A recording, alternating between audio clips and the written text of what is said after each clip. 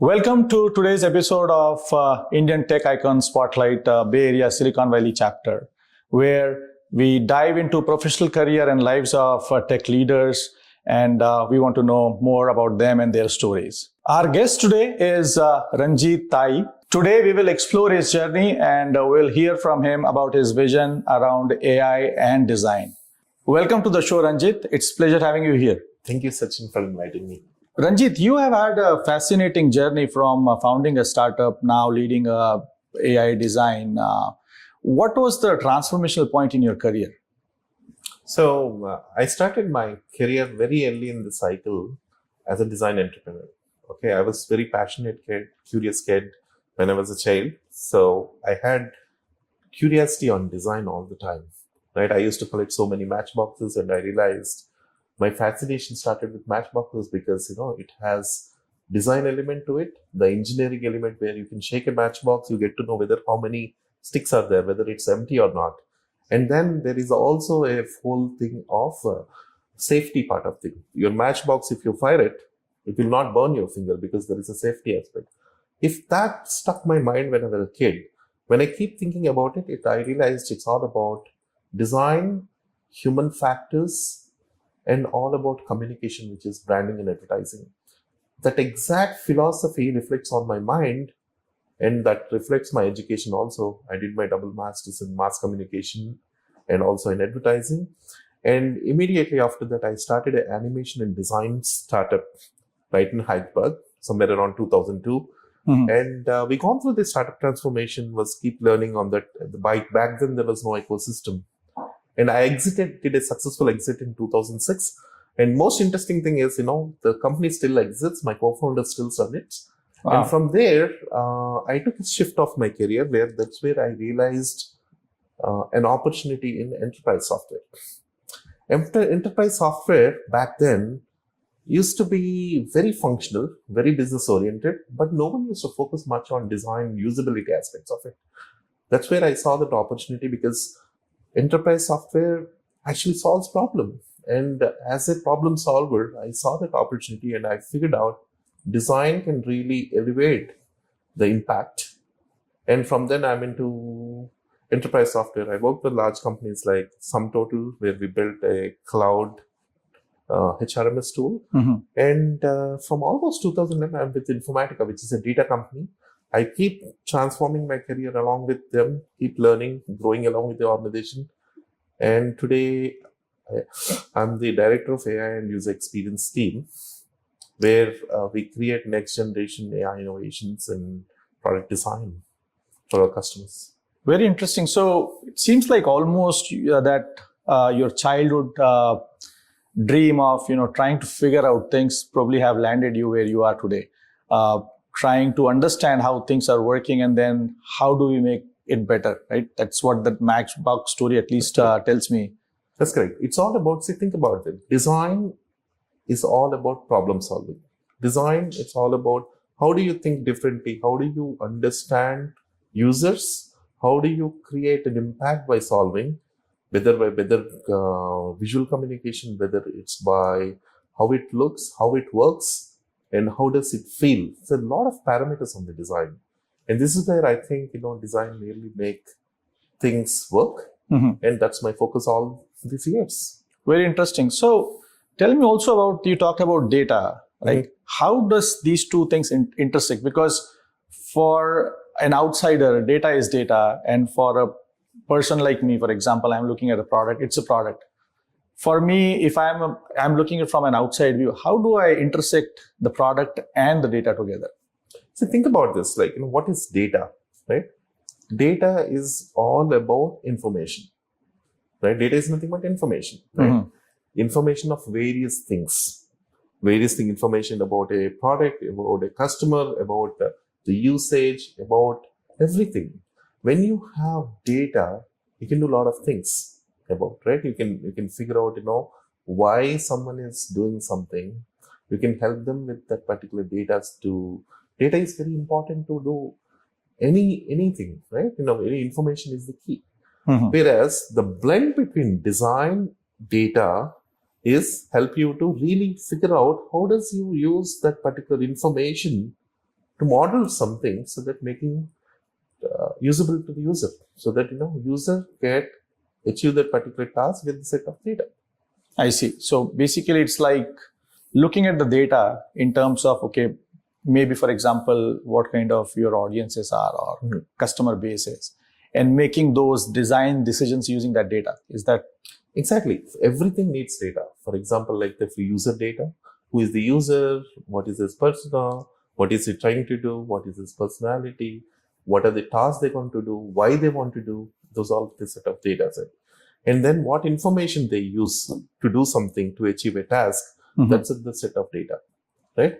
Whatever the user is doing, that's other data. The information which is going to help is also a data, different sets of data, right? So here design plays a major role in stitching everything together so that user can achieve a goal with very simplicity without putting a lot of the cognitive load. It's easy to, that's where the design plays a major role in some user is coming to somewhere to do a task. You're helping the user to get successful. That's where design plays in the major role of orchestrating this user need. I see that the product design, I think it's the most important thing. If I'm looking at anything from a user standpoint, I also look for how easy it is for me to use. So is that you're like the first thing that you think about, that the usability perspective, or are there other design consideration that comes to your mind at the same time? No, the first thing comes about is especially what is user goal? What is that he want to do? What is his key thing? Why he want to do around? What is the needs? Right? That's where it starts from. That's where the user research element comes into picture, where we figure out in terms of the needs. And why, asking why questions and finding out the data around that. I see. And then figuring out the problem, like, there is understanding the user problem and figuring out various methods like design thinking to many different approaches to figure out how do you solve that particular problem so that, there is no enough effort. It's simplified user experience we can able to build. It's an iterative process. We learn, we test, and that's how we generate various ideas and drive innovation and help the customers in terms of, getting the best possible optimal solutions. Wonderful. Yeah, that's a great insight for someone who does not know how these things work, because you generally look at the product and you don't know how much of an effort may have gone to build that thing. So that's a good thing to know. The other thing we talked about, the intersection of data and the design. Now there is another element, which is AI. Yeah. So how does this AI plays a role into this intersection of, or rather working along with data and design? Think about this, right? See, one is I'm very fortunate to get associated or get exposed to AI very early in my cycle. Almost like from 2015, I'm started working on AI because of Informatica, which is a data company. And AI is all about data, right? What is AI? AI is all about intelligence, right? The intelligence is always pumped from data based on various methodologies. AI is a tool, it's a technology where actually you can making things smarter, right? By various things, by predicting next actions or doing an actions on behalf of the user or giving some recommendations. So it's basically AI is helping to make things fast. And so that way it's easy to accomplish particular task without huge effort. So is it fair to say that AI helps to optimize whatever you do in terms of saving those many hours, or maybe even building those models that will help you to further enhance the productivity? Absolutely. Because, AI is also transforming big time. If you see that, this is one of the most fabulous time we are living in. This is the biggest transformation shift we are seeing in our generations. That, AI is growing at a speed than a race car, right? Everything is transforming because, the technology is growing that way. The intelligence and optimization, it's growing big time so that, we can provide faster solutions. For your question, especially, AI will help us to really accelerate things. It's all about us as technologists or problem solvers to really figure out how do we use AI for better living, for better optimization? Of course, there are when this transformation happens, there are a lot of uncertainties, a lot of these ambiguity will be there. Yeah. We have to cross that particular thing, and we should now realize that AI is real, because today, if you see in our daily life, almost everything we are touching AI, right from your alarm to your smart cars to everything, like one or the other forms, we are already living with AI, right? Now the future is going to be amazing. Right. I think, AI does definitely have impacted, I think, every life on the earth today. Now, some of the use cases that we generally see around us in terms of when we have to talk about AI, they are more weighted out in terms of the outcome that AI provides. Now, in your case, where it's more research based, UI based, or you're trying to figure out things. Now, how much reliance on the data is good, or I should put probably in a different way, that is that reliable what AI is generating for you, or how do you validate what's coming out of AI? The biggest thing about when it comes to AI is trust factor. Okay, it's all about when we are building products, when we are designing products, right? How do you bring trust so that someone trusts your suggestion, that AI or the product or whatever thing, right? Mm-hmm. So it's a process of doing things. There are a lot of hallucinations which keeps happening. Mm-hmm. There is also, in terms of AI will also throw a lot of garbage out, garbage in, garbage out. It's end of the day, if you look at it, it's all about your data, right? If you have right set of data, you're going to get a good data will lead to good design and good outcomes. Bad data will lead to bad data, right? So to get the AI right, there are a lot of things we need to take care of things, especially making sure the data is correct, making sure it's designed right, making sure it communicates with the user right. Okay, making sure user have a control, making sure the governances are on plate, right? These are still a part and parcel of design. That's the reason, design for AI is a very big thing, and it needs to be taken care responsibly. Well said. Yeah. And the whole thing is, especially in terms of, this is a fast-paced world. Things are changing very, very rapidly. And this is where the designers have to really step up to think big, making sure, bring the human-centric innovation, and always thinking about human, and especially using technology for upliftment. This is a big responsibility, and this is where design creates a big impact. And that's the reason I am a big believer of design, and design adds value, and design creates bigger impact. Yeah, well said. I think the one point you made that probably hit me the hardest was the governance around it, because I think that's one area where everybody is kind of still trying to figure out that what that governance model looks like. So are there any areas that you focus on when it comes to governance around these things? Think about this, right? This AI is absolutely new, right? This transforming every single day. Every company is figuring out. Okay, everyone is working on their own thesis, and everyone is doing their own research and playing on their strength. Okay, as these technologies go growing, right? Even governments will start looking into. They have to look into this. For example, Europe is very particular about AI governance. There is a GDPR in practice. They're also figuring out policies and stuff on AI governance. And as we go forward, there are more of guardrails and governance and policies, the usage guidelines and stuff. This will keep evolving. Even it's not fixed, it will govern. But from a design perspective, as an organization, or there are a lot of ethical practices in terms of how do you design for ethics, how do you design for user, how do you make it humanizing, how do you basically give the control to the users.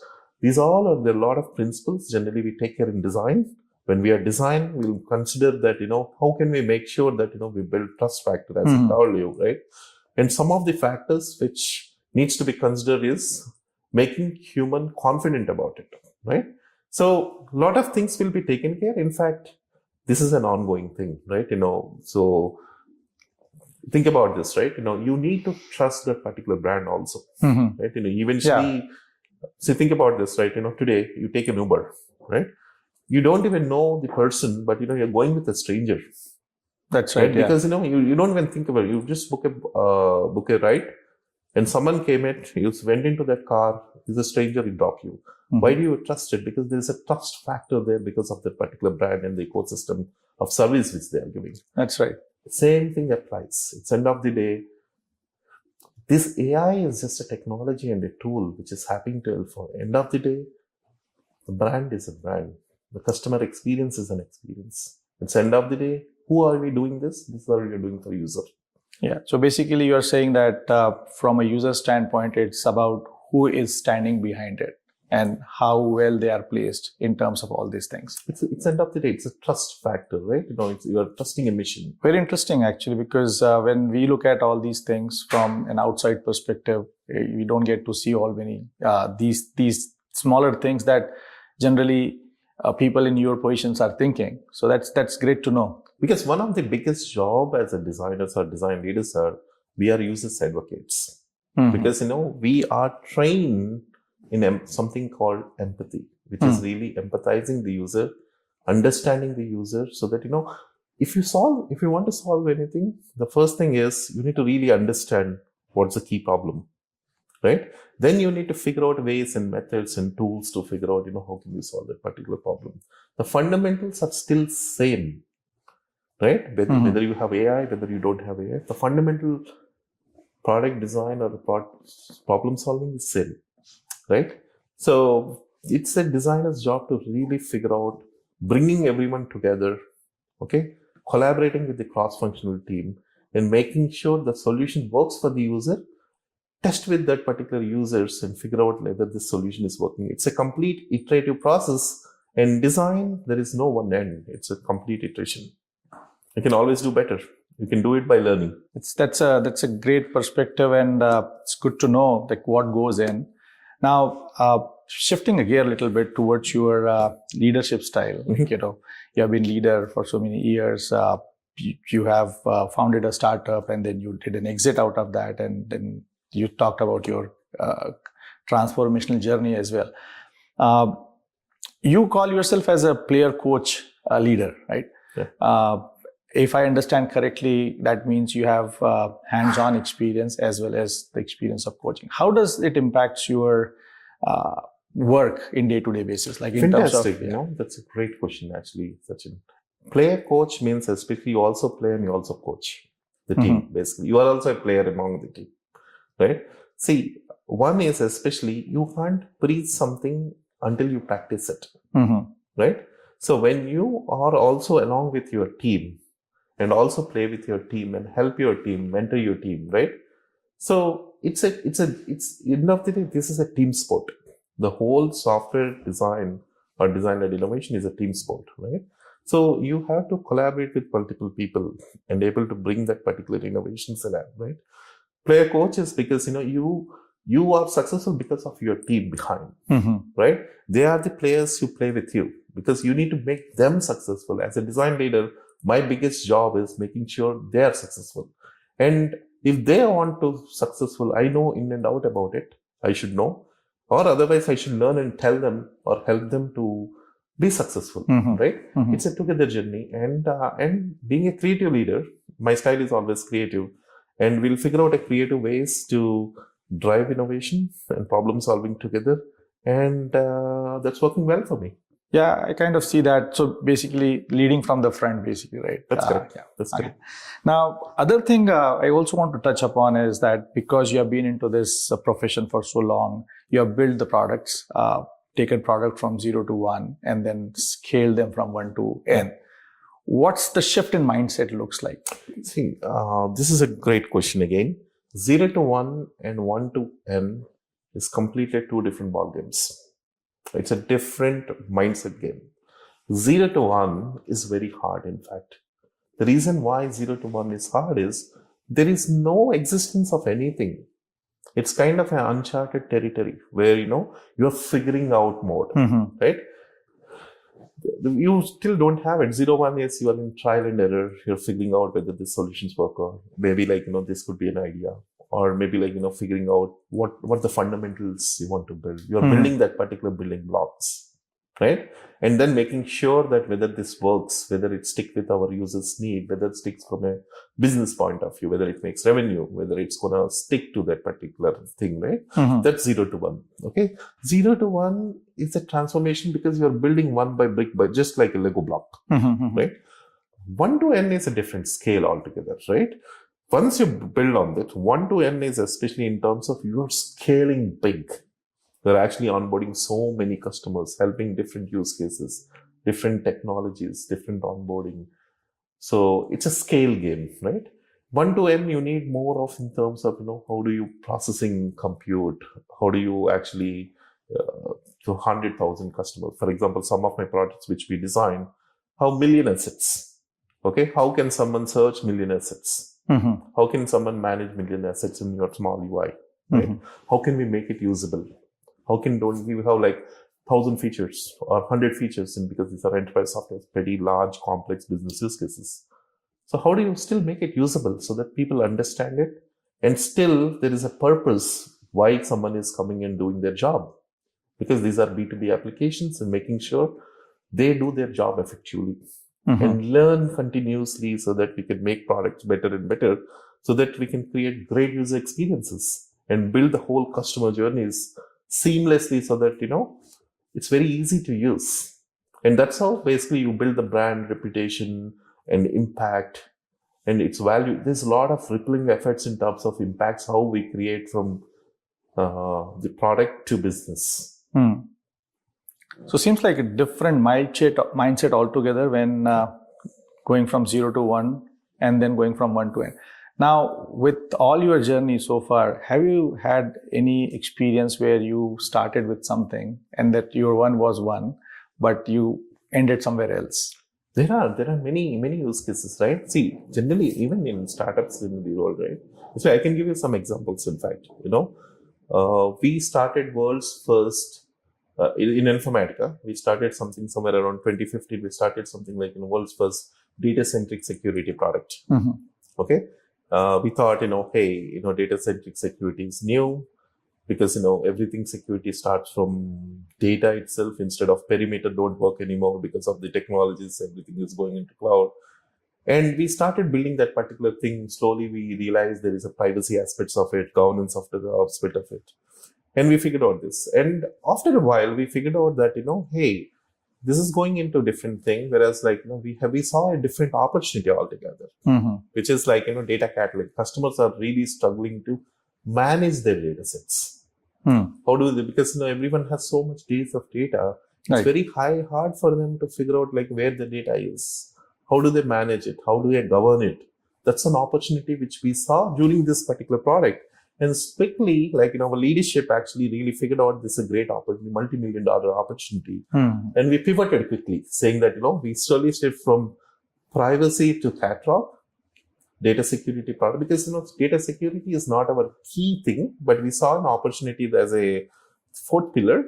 But again, we switched back into a data catalog, and then we acquired a couple of companies, and then now it become one of the world leading governance data catalog and governance product, which makes like which has like many customers, which has multi-million revenues. That's amazing. That happens all the time. Many startups also, where happens. You think about something, you end up in something else, because you see an opportunity, because user needs and opportunities, you just need to figure out like understand what the people need is, and then you need to flip on and see like where is your biggest opportunity. One from the impact point of view, second thing is revenue point of view. Where can you make really money, because end of the day you're doing business, right? And third one is, where can you actually like creatively help these businesses to shine, right? All of them will be tangible, and this is where actually it's a journey. I think like the whole product design or the business management is a journey, and then we come up with a lot of these transformations, right? And technology transformations, we keep seeing it, trends keep changing it, new opportunities keep coming. We have to flip it. If you otherwise we cannot grow in the business or from a career point of view. Correct. Yeah, no, that's a good point actually. And I was coming to it. I think you talked about it already, that sometimes while working on an initiative, the world is moving so fast that it's no more relevant. And now you have to pivot just because it's no more relevant. And I think sometimes, as you said, that businesses also want to generate the value for what they are doing. Exactly. So that makes sense.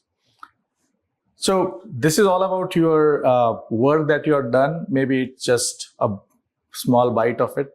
But I also want to know, like outside of your work, what does your social network look like? What are the giving back to community? Because I was reading about it, and you do a whole lot of those activities as well. Okay. So this is something I'm very big on, especially right now. That's how I learn.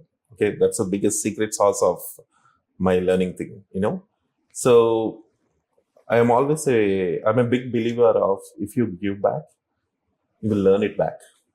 Right. So that's how I focus on. I'm also I'm part of multiple communities actually. I built some communities. Some of them I'm part of a chair, some of them are part of a co-chair. Some of them design and social communities, which I'm part of the board of directors, and some of them I'm part of jury. For example, let's say we built a huge design community in India called UX India. I'm a co-chair for that. And then, there are some communities which I'm a board member in Europe, US, and India. And then I'm part of a venture capital community, especially I'm part of a fund as an executive chair. And part of a founding partner. And then I'm also pretty active in teaching back whatever I know. Generally, I do workshops, I teach in conferences. I spoke in more than 40 plus conferences across the globe. And this is how I give back. I teach in school, look at curriculums, some of the innovation programs, some of the big awards. I'm part of a jury.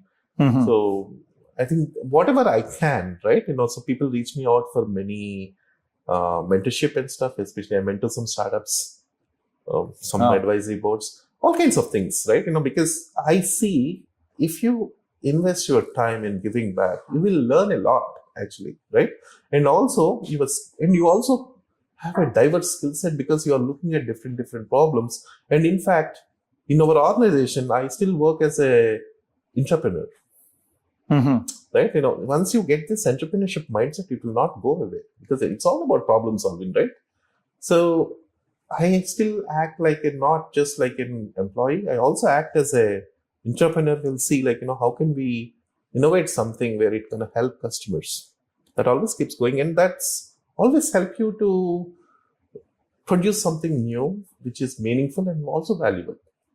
Yeah, that's a great way to bring your expertise to the broader world. And then I assume that you also get a lot of things out of it that you take back to what you do in your day-to-day life as well, right? Exactly. And also people, right? Every person has a different skill. Every person has different knowledge base. Like when you are interacting with different people and working with diverse audiences, with engineers to ML engineers to designers to researchers to marketing specialists to go to support specialists. If you're talking to different people, you will learn different things because they are day in, day out in that particular expertise, and you can you can think about new ideas. Coming back to the innovations side, right? We talked about a lot of innovations that you have done in past, and I was going through your profile, and you have got 8 patents and publications. Can you talk about some of those, what they are, what inspired you to do those patents, and maybe talk and share with us? Oh yeah, I think this is a same in the process, right? Generally, as I told you, design is all about problem solving. When you're solving particular problems, sometimes you get an opportunity to really figure out something which don't exist, right? Somewhere actually, and we look at those opportunities. Especially, I really like to innovate deeper, and I'm also at Informatica. I'm also part of IP committee, so that I know how these things work together. So especially some of my work, especially in the areas of AI or innovation, most of the things are in the combination of AI and innovation, especially AI, data and innovation. So most of them in the areas of data privacy, data security, and some of them on the areas of AI. There are a bunch of stuff. Each of them have a different story for itself. It's more of, unique novelty in terms of, what can you create, right? Publications are also same in terms of, did some research papers, not many, but, have decent enough of research papers, which is got accepted in conferences, so posters which I published. And also generally, it's all depends on theme which I do periodically, right? So I get invited to so many conferences across the globe. So I take that medium as a giving back. And typically, so most of the things which generally I do is more of upskilling people based on whatever I learn. I try to give back in a meaningful way based on my understanding and my philosophy. It might be helpful to someone else, right? And that's how thousands of people got equitable to deliver in front of thousands of people. And I feel good about it, actually. No, it's an amazing feat, because when we talk about patents and publication, not everyone is capable of doing it. And also, I think we do see a lot of people who are really smart, but only few of them actually go that far to get things patent, because it's a different, probably it's a bigger discussion than this, getting into patents. But it's a really commendable that 8 patents on your name and publications. That's something amazing. So congratulations for your patents. Thank you. Now, we have talked about your professional journey, your life, about work and your engagement with the community. Most of your engagement with the community has been around, giving back to the society in terms of, learnings, coaching them, mentoring them. Somehow this is all related to work in terms of what you want to help the community with. I also want to touch base about your personal aspirations outside of work. What Ranjeet is outside of work, like when you're not talking work, what is that thing that keeps you going? So I think I'm also a kind of a similar personality outside too, very passionate. And so all my friends call me as a crazy guy, especially, I like partying. Go for partying, to travel across the globe with family. I have 2 fantastic, fabulous, beautiful daughters, 2 daughters. One is 12 and 7. So I spend some time with them. I want them to be successful, and we travel. And apart from them, so I have very good circles of friends. In fact, that's one of the things is I'm a social guy, right? I can't live alone, right? Probably I'm a person with people, especially I have different circles of people who are into different segments of professions or different things, right? So I try to be with everyone, right from college friends to, I have technology friends, I have C-level executive friends, and then I have friends, neighborhood friends, and different kinds of friends. I have a bike, which is actually Interceptor 800cc Honda. Sometimes I go there. And I try to do something, whatever I like, So I don't have any specific, I used to do photography in the past. I built a photography community along with it in the past. So now I don't do much of photography. I don't have the time to do that. But some of the other things we keep trying to do them. Now the newest hobbies which I'm learning is I want to do crabbing. This is a new hobby which I started. Yeah. Tell me about that. Just like fishing, it's crabbing. Wow, okay. So this is something which I want to learn. I just got fascinated with my friend. And other couple of things, my friends are asking me to come for a long roadies trips on bike roadies. I need to get started on it. Yeah, that will be interesting, yeah. And generally we do treks and all of the things, those all are common. Generally campings and all of the things in the US and traveling across the globe. Sometimes we do impromptu trips with my family. Impromptu trips are very interesting. We just successfully did it for 14 days in Europe. So impromptu trip is like, you don't know where you're going. You decide on the breakfast table and then you check out your hotel, get into train, go somewhere, next country, whatever. If you like it, you stay back. Impromptu, there is no plan. Okay, only plan you have like in date and out date. That's it. And it worked pretty well. And in fact, like a lot of people get surprised, like, how do you manage with kids? But there is a fun in that, Yeah, I'm sure that, learning as you're going along the way, and it could be surprising. Like a lot of us do research and go, so you are kind of expecting what you are going to see. But I think this kind of trips it's totally unexpected. Like what you Yeah. get to see. See, it's again, right? We have one life. We need to enjoy it, right? It's all about, what makes things nice for you, happy for you. Of course, like, most of things are professional, but I think, my passion aligns. That's the thing, like, so design is my passion. I see design in everything, and that's how I manage it. And I like people meeting people and making new friends and whatnot. And the biggest thing is conferences and stuff. That's where you get to interact with very interesting people. You can learn very interesting things from them, and that's keep me up all the time. So that's your driving force, I guess. Of course. That's great to know. So we talked about your professional life. We talked about your social life a little bit. Any sports, anything that you do besides Sports only. Like, I don't play much of sports, but once in a while I do tennis, and basically I used to play pickleball, but not much these days. When in college, I used to be a volleyball player. I used to play volleyball. Once in a while, I used to any of these things when I play. But I just want to be a regular pickleball player. I'm figuring out that. Well, we hope that you'll find that one day, because seems like you are a very busy person, and based on the activities that you do on day in day out basis, seems like I'm you're not a busy person, but I'll try to make myself busy. no. But all the discussions that, or what I'm learning from you, is that you have one life where it's your work. Exactly. You have another life where you're giving back to the community. Then you have social circle. It's quite a life, I must say, and I'm sure that you're enjoying it. So I would like to thank you for your time and the discussions that we had. It was great to know how you think, and I think it will also help a lot of budding entrepreneurs or other folks who want to pursue this kind of career in terms of how to build their thought process.